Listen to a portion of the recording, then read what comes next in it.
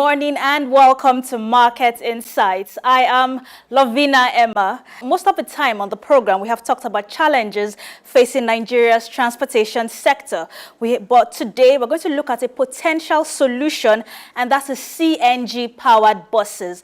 Now, as you know, Nigeria's transportation sector is very pivotal to its economic growth, but it's also a significant polluter.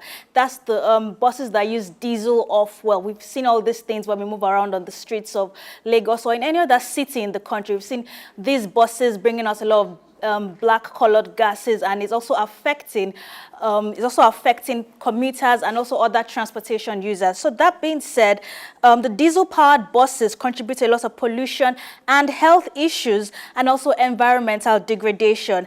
But the good news is the CNG-powered buses. Now, these buses reduce the greenhouse gas emissions by 70%.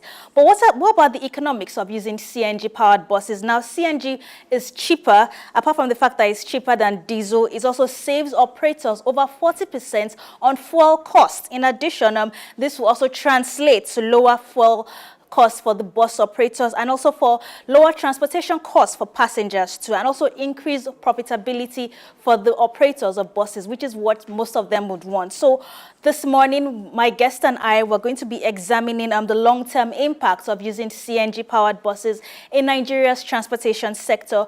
We're also going to look at the environmental benefits and the reduced carbon footprints and the economic advantages for operators and passengers, infrastructure developments for the use of this technology, the use of CNG-powered buses, and also challenges and widespread solutions and adoptions for the use of this. And also, we'll also look at success stories of countries that are currently using CNG-powered vehicles. So with me to discuss this issue is Oni Olalekan. He is a public affairs analyst.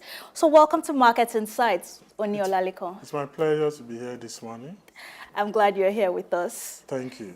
Yep. So, yes, I also mentioned that President Bola Tinubu on Monday in Abuja has inaugurated 30 hybrid compressed natural gas buses, that's CNG-powered buses, with the capacity to transport over 3,000 passengers. Yeah. And that's a very good thing. So now, Oni Olalekan, now how will this CNG-powered buses impact transportation costs for commuters? Well, in your introduction, you rightly said that the CNG buses has some, positive health implications, positive environmental implications around the country. The fossil fuels has some issues about, causing some environmental hazard, and all of that. So, first of all, there will be positive health implications in the environment and all of that. Then cost will be reduced. We've seen people who have actually converted their vehicles from using the PMS to the CNG, and so they've also testified that it has reduced their cost by 40%. So if you look at all these two things, these are benefits that the populace will actually enjoy and all of that. In fact, I have seen the CNG buses even since the last administration, before this administration.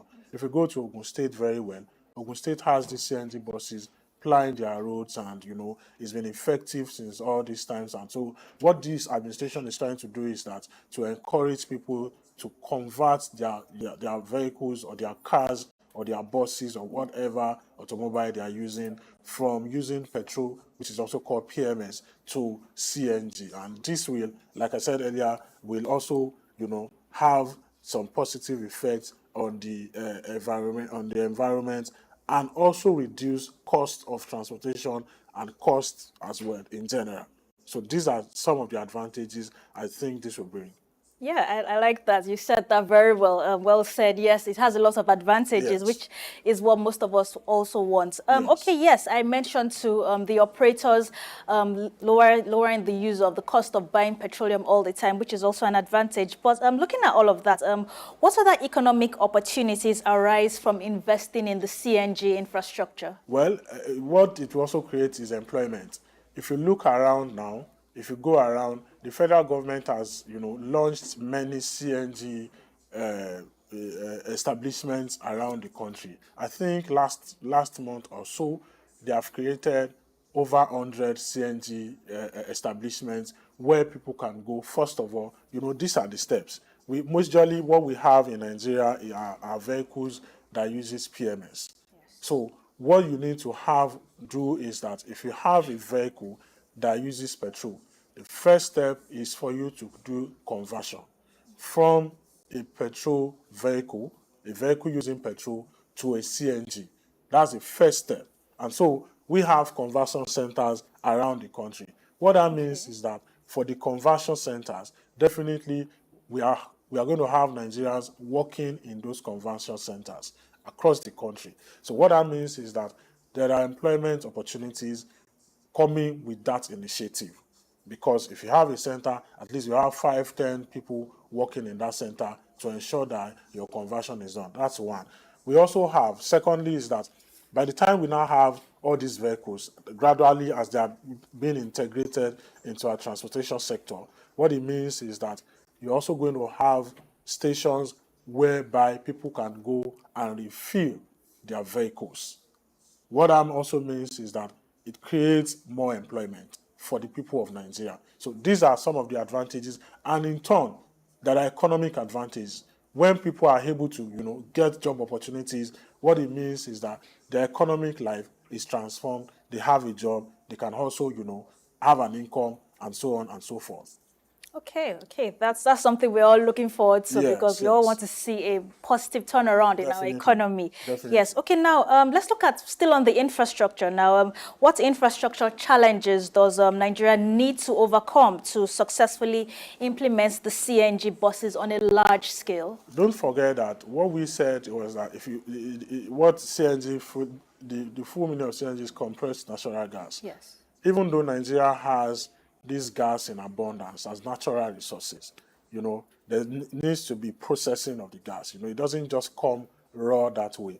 And if you also look at this gas that we are talking about, the natural gas itself, they are distributed into, we have the LNG, which is the liquefied natural gas, which is the domestic gas we use in our homes for cooking and all of that. So with this, having all of these things, the natural resources, is Nigeria tapping into these natural resources enough? So don't also forget that one of our sources of electricity is also gas. And we've been experiencing some challenges in that area. So putting all of this infrastructure into places means that the government needs to do more. We've heard whereby we have challenges in the distribution of gas, in powering our electricities. So if we still have this challenge in this area, that means that if the government is not up and doing in that area, processing this natural gas that means we now have, at least for now, we now have three areas where the natural gas needs to be processed into: the LNG, the CNG, and the ones used for electricity. It means that the government needs to do more in the processing of this natural gas and ensuring that there are adequate infrastructure to ensure that the CNG is gotten, the LNG is gotten, and the other gas for electricity is also gotten appropriately. Okay. So we also need to look to ensure that the people with the right kind of skills are there also. Yes. In addition, if it also means retraining people, your thoughts on this too? I'm going there. If you look at one of the things the federal government is also doing is that they are distributing conversion kits. 2 months ago or so, the federal government distributed, I think, 900,000 conversion kits across the 36 states of the Federation and the Federal Capital Territory. What that means is that if you have the conversion kits, like I explained earlier, if you have a vehicle using petrol, you need to convert. If you want to take advantage of the CNG, to reduce your cost of transportation or whatever, what it means is that there are conversion kits. There are kits you need to do the conversion. So the federal government has come out to say that we are distributing these kits. At so a that price? Even I think the ones the federal government distributed was free, if I'm not mistaken. So federal government is distributing these kits and ensuring that they are training people. Most of the centers the federal government has established around the country, after establishing these centers, what they do next is training, because it's not something everybody knows about. So you know, it's just a new initiative that the country is trying to tap into. What it means is that what they do is that by the time they establish this, they train people on how to do the conversion, because that's where the work is. You know, refilling all these gas is not serious work, but in conversion, that's where the work is. Okay, okay. Now, you also mentioned, yes, we have the liquefied natural gas, the Yes. compressed natural gas, and we also use gas for our electricity. But Yes. the cooking gas, now there has been this among people who use domestic gas for cooking in their homes, that it could also increase the price of this cooking gas, because, you know, as Nigerians, we're very adventurous. We want to try out a lot of new things to help reduce the cost of how we conduct our daily activities now. So now, how can we ensure that this cooking gas, the prices of cooking gas is not going to be affected by the use of CNG when it's widely used within the country? Well, you know, like I said, the natural gas itself is being processed into different kinds of gas.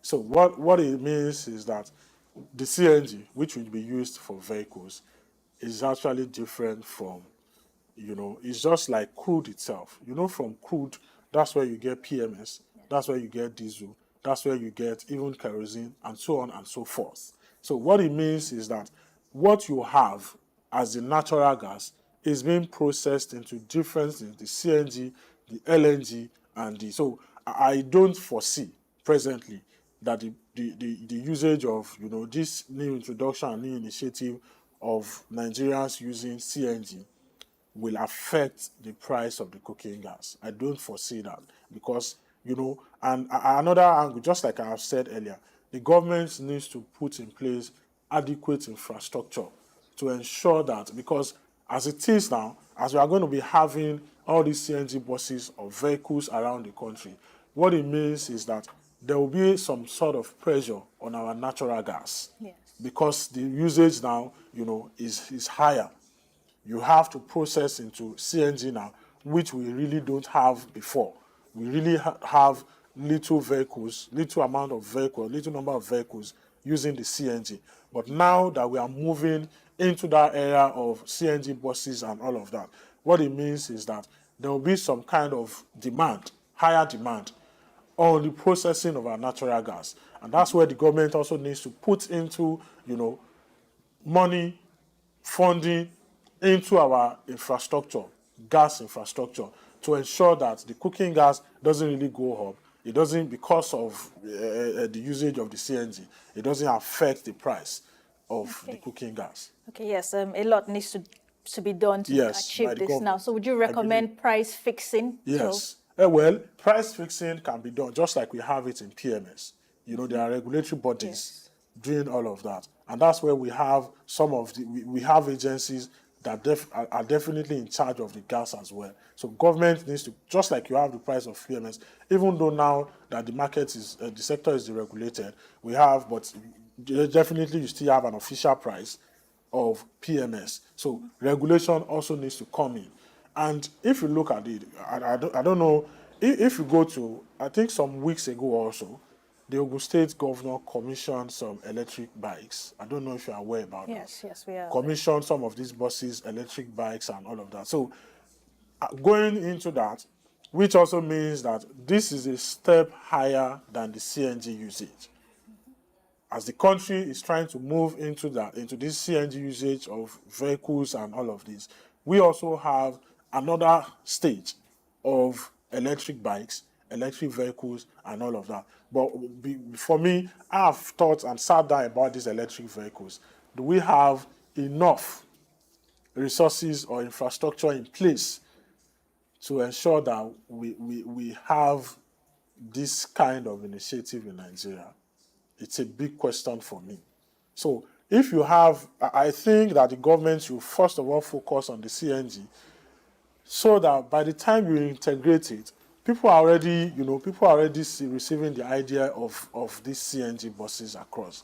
I've had private individuals, converting their vehicles from petrol to CNG because of the advantages which we have mentioned earlier. Yes. So I think that the government needs to, encourage people more. We also have stations across Lagos State whereby if your vehicle uses the CNG, you can drive in and refuel your vehicle. Okay. So now, yes, that's a very, very key point to consider now. Sustainability. How do we Yes. ensure that that this initiative is well sustained for a long period of time, for many years? Now, what would you recommend or what would you advise the government to do Well, to first of sustain all, it? governments needs to also encourage private organizations, the private sector, to come into this. Very important. Let me give you an example, which I think the government is trying to collaborate with a private a private firm, which is NIPCO. Okay. I said earlier, even before this administration, we've had NIPCO stations where you can drive in and buy your CNG if your vehicle is a CNG enabled vehicle. NIPCO has been at the forefront, and even presently now, if you look at majority of the filling stations where you can drive in and refill your CNG, NIPCO is one of the leading. So government needs to do more, create the enabling environment for private firms or private sectors to go into this, and so we've had some of this energy.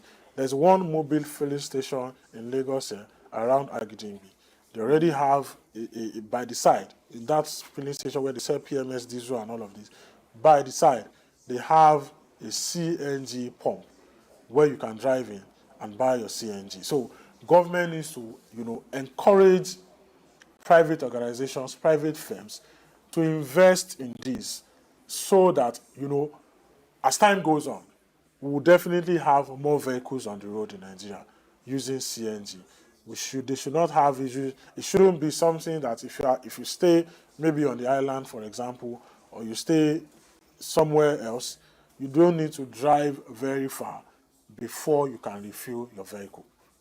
Okay, well said. Thank you for that, Oni Olalekan. You're welcome. Yes, okay. Now, looking at this CNG-powered buses now, how do we ensure that they are well integrated with other means of transportation we have? Like, for example, in Lagos, we have the waterways, that's the Yes. ferries. We also have the trains. So how do we ensure that it's well integrated with other means of transportation? Well, where the encouragement is and the motivation is for the people is that, we've said that it's a bit cheaper than if your vehicle is, if you are using PMS. I saw a woman some months ago who converted her Uber car from PMS to CNG. In fact, she was very happy. So our cost of buying fuel reduced to 60%. And that's more money for her.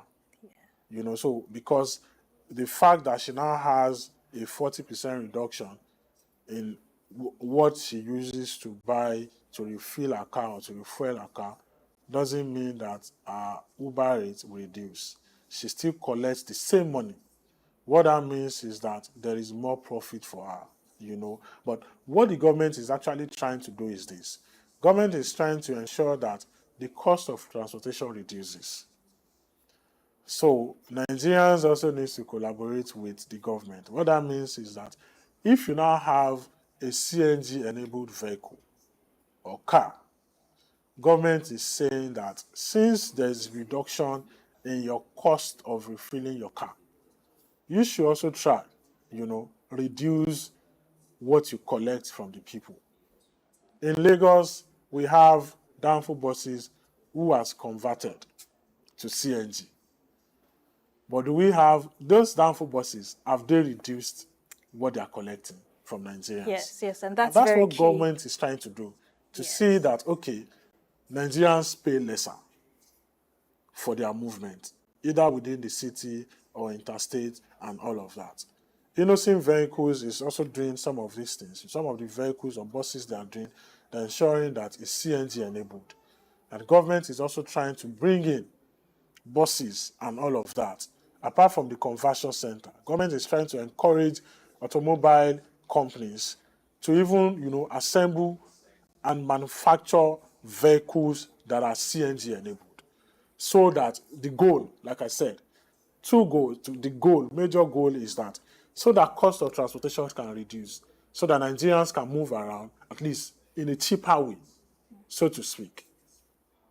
Okay. Yes, you also mentioned Innocent. Innocent also manufactured those 30 buses that were Yes, donated. So yes, they they were actually, donated. there's the private enterprise contributing to this also. Yes, But, yes. talking about the price of fares for commuters, like you mentioned, gave an example of the lady that converted to CNG, but how she's still charging the same regular fares. Now, how can these buses, when they start running all over the country, how can the government ensure that the fares for these CNG buses are reduced and Nigerians who are riding on them are not paying the same thing with people who use fuel-powered vehicles or diesel-powered vehicles? Well, one way I feel that, because the way it works is that you can do price control, but I don't think that the government can force people to actually reduce their cost. What I think that the government can do is to make it competitive. So government will also provide buses, just as the federal government has said that they will send CNG buses, especially mass transit buses. Look at the one that was presented to the governor, to the president. Yes. Is a 100-seater capacity bus. So let's say, for example, we have this 100-seater capacity bus. Lagos is big. So in almost all the routes in Lagos. So what it means is that those 100-seater capacity buses will ensure that their prices are reduced, are slashed, and it's available on the road. Automatically, other people will reduce their price because it's competitive already. If I am going from the highland, maybe to the mainland, and the normal buses are saying pay 500, for instance, and then there's a CNG buses saying I should pay 300. Trust Nigerians, they will queue. They will wait for the 300 naira buses. And at the end of the day, those ones saying 500 naira will have no choice because they will experience low patronage, definitely. Will have no choice to also slash their prices. So government, as time goes on, as we encourage private firms, the private sector to come into this, to make money, to make profits, private firms, Yes. make it competitive. By the time it is competitive, if you have a private firm coming in as all these e-riding platforms, Uber, Bolt, and so on and so forth, who brings in maybe 1,000 cars into Nigeria today, and all these 1,000 cars are CNG enabled. What it means is that the fear of that CNG vehicles, e-hailing, will be reduced compared to what you have on the regular or the popular. So that's competitive enough. The existing ones will have no choice to reduce their cost as well. So through competition, these prices can be reduced. And that's where government is going, to ensure that cost of transportation reduces and also the positive environmental effect. What investments are required to support the widespread adoption of CNG-powered buses? That's for private investors who want to tap into this. Well, majorly the investments in this is that, the focus is on the transportation sector.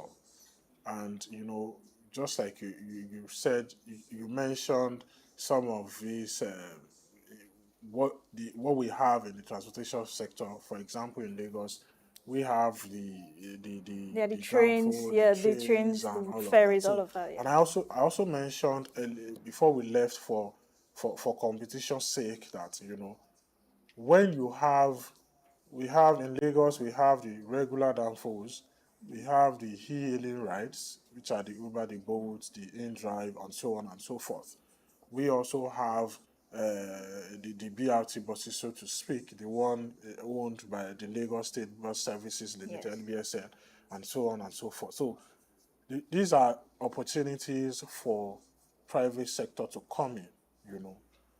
I gave an example the other time, and I said that if you have a private sector, for instance, coming into the country to say that we are bringing in 500 CNG cars, CNG enabled cars, What that means is that our fare will be cheaper than vehicles using petrol. That's an edge already. Because we know Nigerians, we know ourselves. Just like what Innocent has, the 100 capacity bus, CNG enabled buses. Even in Lagos, as big and as Lagos is, so to speak, with the population, if you can bring in 100 buses of sort, the private firm will make their money because you have an edge, because your fare will be cheaper than what we have presently. And so by the time we have all of this, what it means is that there will be higher demand. Even as we move on, there will definitely be higher demand for the CNG itself. Okay.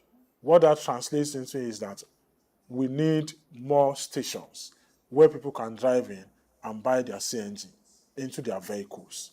So these are the opportunities for private firms. As we go on, you can bring in cars. In fact, I believe that as time goes on, Nigerians will begin to buy, just like we buy the normal car for petroleum and all of that. Nigerians will begin to shift their focus into buying vehicles, private individuals I mean now, who will buy CNG vehicles and all of that. So we'll have demand as time goes on for the CNG. We need more filling stations, and these are areas private firms can tap into. Okay, now let's talk about government policies now. Government policies in this regard, for example. Now, how can the governments create a conducive environment for private sector investment in the CNG infrastructure and technology? Well, first of all, I believe one of the first things I think the government can do is to find a way to do this conversion for people for free. I heard somewhere that maybe some of the, if you want to convert your vehicle, is some cost as high as 750,000. That's a discouragement for some people already, I don't have figures of how much buses or cars cost and all of that. So imagine if you have an initiative whereby you can convert your vehicle for free. What that means is that almost every Nigerian will want to convert their vehicle. So these are some of the things the government can use to encourage people, creating the conducive environment, Or let's say the government says that if you are bringing in CNG vehicles, either buses, the duty will be slashed by 50%, for instance.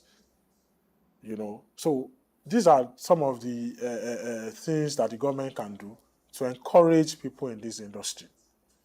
And if you are going to open a filling station whereby is CNG alone you are going to be selling, if you are opening a filling station, there are associated costs or taxes or whatever that the government collects from you.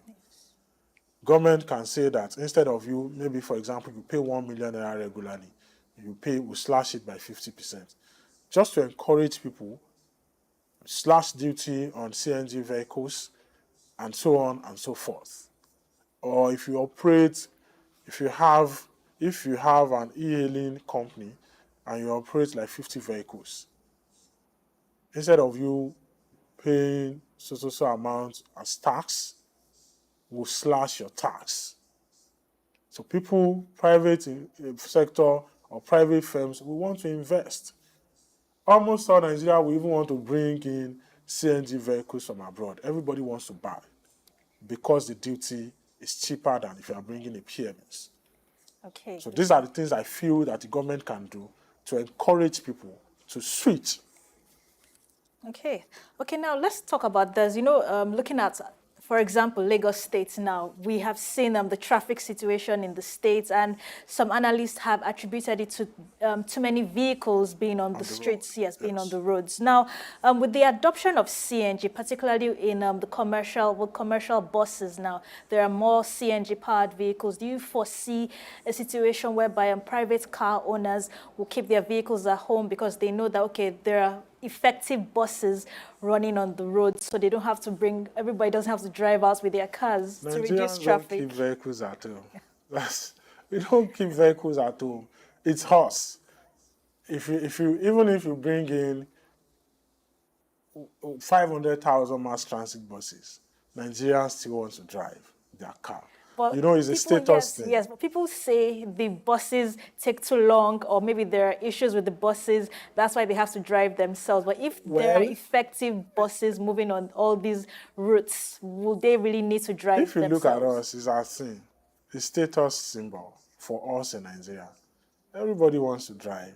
You get into some compound, into some family, they have 5 vehicles. And the wife will drive, the husband will drive, the children will drive. It's just us. Nigerians would want to drive. The only way maybe the working class can drop their vehicles, maybe during the week. As Lagos, for example, during the week, the working class can drop their vehicles if they are sure that there are high capacity buses and they are very effective, and they are efficient. You know that you will get to the park or the bus stop and or terminal, so to speak, or whatever, and you are sure that when you get there, in less than 10 minutes, the buses takes you. You don't have to queue and queue, just like what we have with the BRT buses. The experiences are not always palatable in the morning. People get late to work and all of that. So they don't have a choice to go back and patronize these yellow buses and all of that. Or you know that when you drive your car, you get to your work early. But so the only way is that the government needs to, bring in more buses into it. And that's where the encouragement of the private sector still comes in. But, at last, Nigerians still wants to drive. And Okay. that's the truth. Okay, The so status symbol for us. yeah, and I think it's more of an individual decision know. in that regard. Yes. Okay, now looking at this new innovation, we've talked about the benefits. We've seen that the advantage of this initiative far outweigh the disadvantages now. Yes. But now this is long term. Now the future. How can Nigeria leverage its natural gas resources to become a regional leader, for example, in the African continent, in CNG technology and production? I think this morning, or was it yesterday, the president just signed an agreement with Equatorial Guinea, just yesterday, the Gulf of Guinea, the pipeline project, gas pipeline project going into Europe, it will pass through many African countries and all of that. So one of the things that this present administration is trying to do is that, like I said earlier at the beginning, that Nigeria has these gas resources in abundance. In abundance. These are things that we have in different states of the country, and I don't think that the country has tapped into it enough. And that's why yesterday or this morning, the president signed, the president is out of the country, I think he's in Equatorial Guinea. Yeah. He signed a gas line progress agreement with the president of Equatorial Guinea. It's a gas line project, pipeline project that will go into Europe and all of that. So it's important that the government does all of these things, even to generate money for the government, to generate income for the government. Like I said, we have in abundance that will be enough for us here and to also transport into Europe. I think Russia and all of that needs all of these gases. So it is important that the government focus on this to generate more income. Okay. Okay. Now, I wanted to mention earlier on, we've looked at benefits, advantages, disadvantages, and now we know there are some countries who are currently using CNG on a very large scale. For example, Yes. India, they've been operating CNG-powered vehicles as far back as 2004. Now, what lessons do you think Nigeria can tap into from countries like India with the CNG bus initiative? Well, I think that if you have a country, 2040 now is 20 years. Yes. I will advise that we understudy how it has worked, what has, the success story of the 20 years. 20 years is 2 decades, so it's not something, it's not a small feat. So I will encourage that, if possible, we understudy as a country and see how that CNG model has actually worked for them, how it has improved their transportation sector, how it has improved their environmental, health and all of that. So it is important that we study such so that some of these things we can put into use in Nigeria as well. So that in these things, it's not a rocket science. It's not something that you can venture into an initiative. If you don't do it well, it might fail. The government needs to study that and bring such model back into Nigeria and reorientate Nigerians about it and train Nigerians about it and you do some advocacy about how this CNG can be of good benefits to Nigerians. Very important. Okay. Okay. Now I also mentioned earlier on how there are currently 30 buses were inaugurated in Abuja, Yes. and those buses have their capacity, like you said, 100 per bus. That's over 3,000 passengers that can be Yes. carried with those buses now. Okay, so now looking at that initiative, we can see that the project is growing, but it's just in about just a few states within the Yes. country for now. So what do you think, speculation now, is the projected growth rates for the CNG-powered buses in Nigeria? Well, one of the ways I think that we can have a good projection, going ahead is one of the things we have discussed. Encourage the private sector to go into it. And, the government should also put in place some incentives to encourage private individuals to either convert their vehicles or buy vehicles that are CNG enablers. Even our state governors also needs to do some of, venture into some of these things. Just like I said, this thing has actually not spread.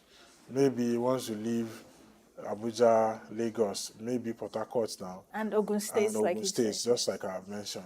I've been to several states, and I move very well. I have not seen these things in other states. I haven't. And so Lagos, Abuja, Ogun is not Nigeria. We have 36 states.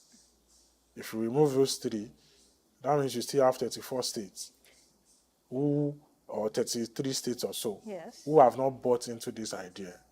So the federating units, which are the states, also need to look into this because of the advantages that will bring.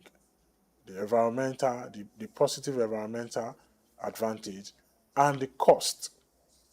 It can help. There's nothing wrong. Federal government said they will send buses to the states, to each state. I think 10 CNG buses to each state, so that people can use it for the mass commuting around the state. State governments or state governors can also invest in this. Encourage people and say that if you are coming to our state to start a conversion center, for example, it will be tax-free for the first 1 year. State governments can say that maybe when you bring your conversion center to our state, the first 100 vehicles you are converting, the state government will take up the bill. All these incentives, when you put it into, and all of this, the private sector wants to invest because everybody wants to run to where the tax is free, at least maybe for the first 1 year, and, most importantly, patronage. Nobody wants to invest where there won't be patronage. So all of these things, putting them together, will help our projection in the next 1, 2, 3 years, and as we move on. Okay. Okay. Yes, we know this is a gas initiative, but we know we still have the power challenge in Nigeria. Yes. And with this kind of innovation, it requires electricity to be running perhaps at best, even if it cannot run 24/7, but at least 12 hours in a day, so that when people come to these conversion centers, there's no hindrance or anything stopping them. Yes. So before we round up the program now, what are your thoughts on this in terms of our power challenge? Well, for the power, we are not where we ought to be. But if you look at what this administration has done through the power ministry, headed by Chief Adebayo Adelabu, there have been improvements. And, I was listening to him, I think last week or so. There was an energy summit where he was rolling out, the achievements what has happened, what they have done, where we are as regards power, and where we are going. I think, and with what I have also seen on the internet, the testimonies of Nigerians and all of that, the power has slightly improved from our generation to distribution and transmission, these three phases. And I believe that with what the minister also said, there's going to be, improvement, more improvement in the power sector. So I believe that whatever the government is doing presently, they need to keep doing it so that we can have constant electricity. These are testimonies we've had testimonies from people from across the country, how their power has improved over time, And I also want to say that people have this belief that there is no subsidy on power again. This tariff increase and all of that. We've had all of these things. People are complaining that the tariff is high and all of that. But from the records from the power ministry, what we have is that there's still subsidy on power. Just 15% of electricity consumers in Nigeria are paying higher. The remaining 85% still enjoy subsidy. Because as of June or July, the federal government has paid over 600 billion naira on power subsidy. Yes. So I think that as time goes on, the power, as it has improved, we have a record of 5,150, which we have not, generation and distribution. So we believe that there will be a continuous improvement in that sector. Okay. We would not want electricity to be the reason why this project doesn't take off effectively. It affects all other sectors, all other businesses. Yes, thank you very much, Oni Olalekan, for joining me this morning, or joining us this morning as we discussed the long-term impacts of using CNG-powered buses in our transportation sector, particularly with the commercial buses, and how this initiative will positively impact our economy. Many thanks for being right here in the studio with us. It's so great to have you here this morning. Yes, so. And I look forward to having you again on more discussions on Market Insights. Thank you so much. Okay, now let's look at the money markets this morning, how the Naira how the European and American currencies are faring concerning the Naira. So we're looking at the selling rate this morning. So this is the Central Bank of Nigeria rates and the parallel market rate. So for the dollars, at the CBN rate, it's 1,515 Naira to $1. And at the parallel market rate, it's 1,590 Naira to $1. And for the pound sterling, it's 1,976 Naira to £1 That's the CBN rate. And the parallel market rate is 2,042 Naira to £1. For the euro, the CBN rate is 1,669 Naira to €1 CBN rate. And the parallel market rate is 1,749 Naira to €1. So those are our money market figures this morning. Many thanks for watching the program Market Insights as we discuss the benefits of CNG-powered buses in our transportation sector. Do join us again as we discuss more issues affecting our economy. I am your host, Lovina Emma. Stay tuned to the news update on SOUQ News Television.